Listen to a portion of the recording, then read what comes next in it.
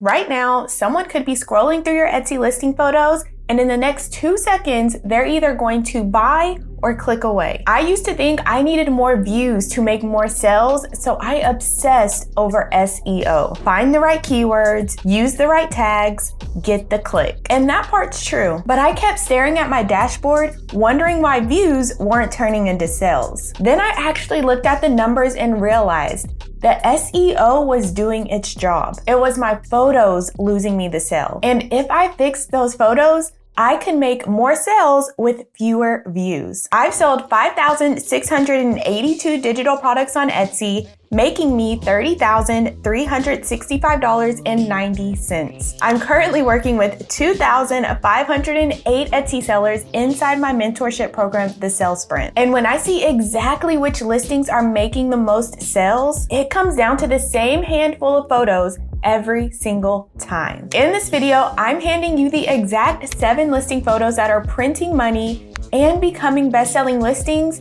even if you have a brand new shop. For every single one, I'm showing you an advanced version and a beginner version across different product types. It doesn't matter if you've never opened Canva in your life. You can steal one of these today. And the last listing photo type can make you the most money, so make sure you don't miss that one. Let's start with listing photo number 1, before and after. I went looking through best-selling digital products in totally different niches, and this same photo type kept showing up over and over, like this one. All this seller did was change the colors and add an arrow with text that says before and after. There's obviously not much design skill needed, and this is still a best seller. And that's because your brain notices a color change before it even reads the words. The shopper knows in half a second, oh, I can change this. And here's a bigger version of the same idea. Instead of just a color change, this seller shows the design already being used on wrapping paper and on an invitation. The shopper isn't just seeing this can be edited anymore. They're picturing themselves already using it. That's called psychological ownership. When you picture yourself using something, you want it more. It's kind of like taking a car on a test drive. It stops feeling like someone else's product and starts feeling like yours. Here's how that plays out in real time. Seeing this finished mock-up gets your brain thinking about your own version. What would this look like with my child's name on it? And once you've pictured that, walking away starts feeling like you're giving up something, even though you've never actually had it. That's why hitting add to cart feels less like buying something new and more like just finishing what you've already started in your head. I've done this before and after photo type with many of my best-selling Canva templates in my shop. I show the plain version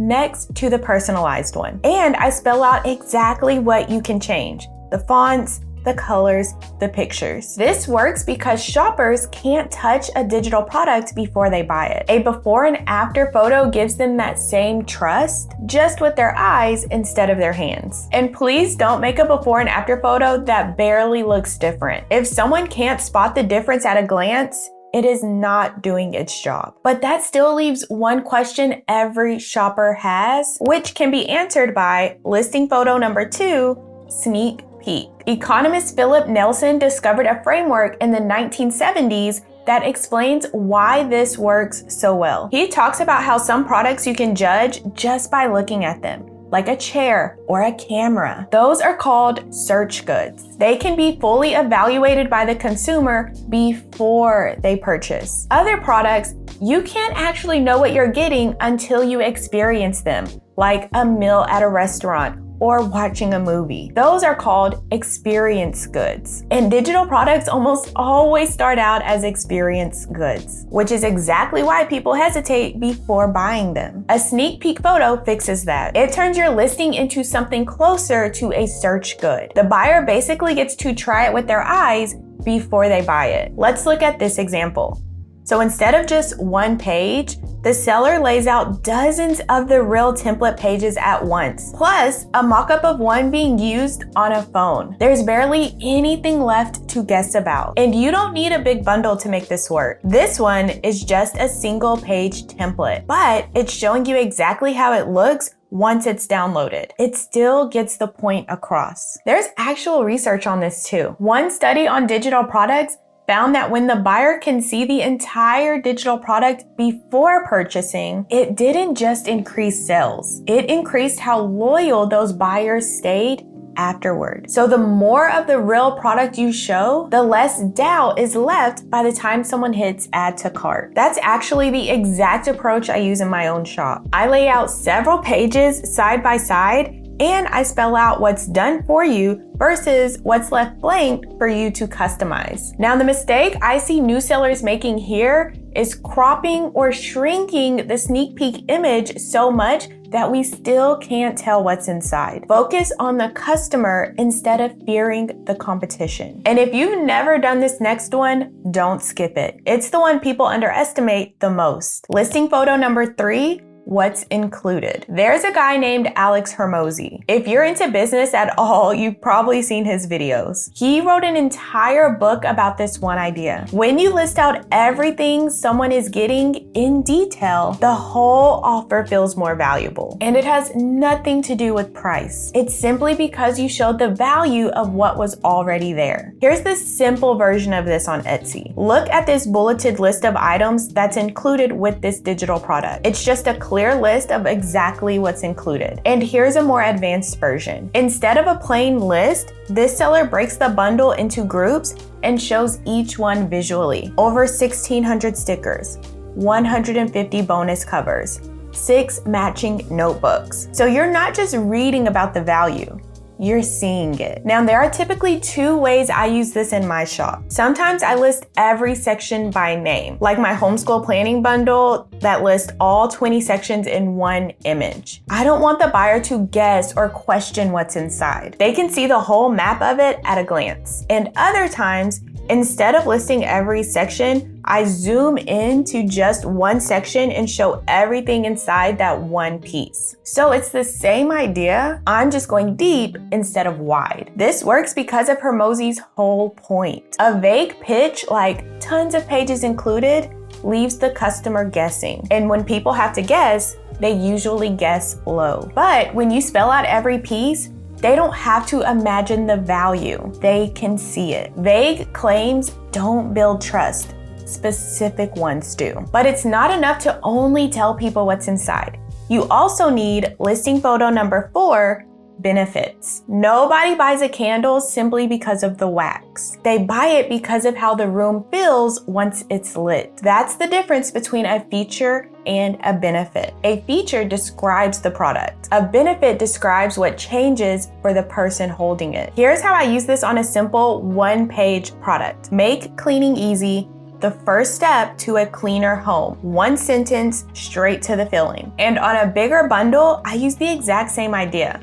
Create simple routines, add structure to your day. It doesn't matter if your product is 1 page or over 150 pages. The same rule applies either way. Other best-selling listings do this too. Here's a simple version on a totally different product. Fresh, bold, and ready to impress. It's not describing the template. It's describing how you'll feel using it. And here's a bigger version of this same idea. It doesn't just stop at one benefit line. Helps reduce overwhelm. Tiny resets that feel doable, designed for real life energy levels. Every single line is written from the buyer's side of the experience, not the seller. This works because people don't scroll through Etsy comparing features. They come there with the problem that needs to be solved. They are picturing their actual life, less overwhelmed, more in control. A cleaner house. A benefit photo puts them in that feeling before they've even bought anything. So while describing features is important, like includes daily and weekly pages, you also want to tell them why that matters, like you'll never have to wonder what to clean next. And if your listing gets favorites but no sales, it may be because you're missing listing photo number 5, how this works. After working with over 2,500 new Etsy sellers, here's a mistake I commonly see with this one. They either skip it completely or they try to explain everything and it ends up looking more complicated than it actually is. And that's especially bad here because a lot of shoppers are still new to digital products. They haven't watched 7,493 YouTube videos like you have. They don't automatically know how to access their download or open a PDF or use a Canva template. If your photo makes that process look hard, they will talk themselves out of buying your product. So here's a simple framework I use.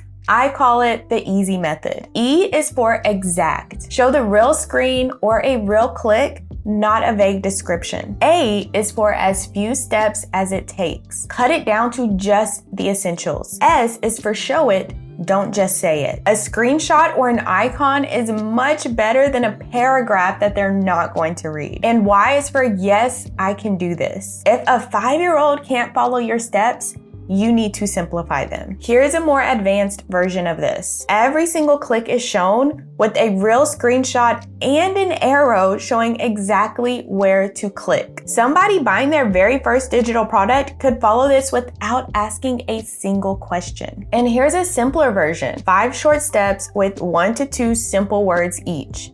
Print, cut, personalize, check off, reuse. No screenshots needed here. Just short, clear actions. Here's the version I use in my own shop. 4 steps, 4 icons, simple instructions. This works because confidence sells. A buyer who can picture themselves using your product is way more likely to buy it than someone who isn't sure if they'll even be able to open the file. Before I post this photo, I run one test. I picture explaining it to someone who has never bought a digital product in their life. If they could follow every step just from looking at the photo, it passed the test. But if they'd still get confused, I need to simplify it. And this is where AI tools like ChatGPT, Claude, or Gemini come in handy. You can upload your image and they can tell you what to simplify. Now, this next mistake is such an easy fix. Most sellers don't even realize it's costing them money. Listing photo number 6, perfect for. Many sellers think this will make their audience smaller. Naming one event feels risky, like you're leaving other people out, but it actually works the other way around. The more specific you get, the faster the right person says, "That's me." Take this bachelorette game example. If a shopper planning a bachelorette party right now sees a listing that just says party games, they are going to keep scrolling. But this seller spells it out. Bachelorette parties, girls' night, birthday trips, and so forth. Now, this same shopper sees their exact plans right on this listing, so they stop scrolling. That's the idea in its simplest form. But you can take it further. This Toddler Busy book does the same thing with actual photos instead of a list. One for every audience. Toddlers, preschoolers, homeschool, even travel and quiet time. Each photo lets you know if this product is for you. You're just seeing it instead of reading it. And this isn't only for occasion-based products. I use the same idea in my 4th of July games bundle. I say, perfect for adults and kids. Shoppers know in an instant if this is meant for them. I even do the same thing with this listing.